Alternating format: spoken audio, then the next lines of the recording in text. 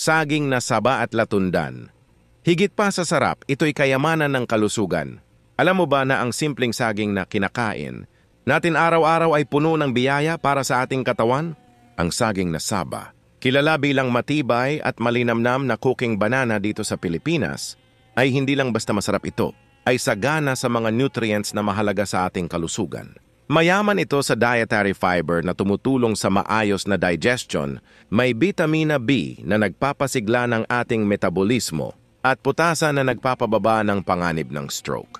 Bukod pa rito, mataas ang vitamin C at vitamin anito na nagpapatibay sa ating immune system at nagbibigay proteksyon sa ating paningin. Kaya naman, ang saging na saba ay hindi lang pampabusog kundi pampalakas ng resistensya ng katawan. Samantala, ang saging na latunda naman ay kilala sa kakaibang tamis na may kaunting asim na parang apple sa lasa. Hindi lang ito swak na pampatamis sa mga dessert, kundi puno rin ng potassium na nagpapabuti ng ating puso at nagre-regula ng presyo ng dugo.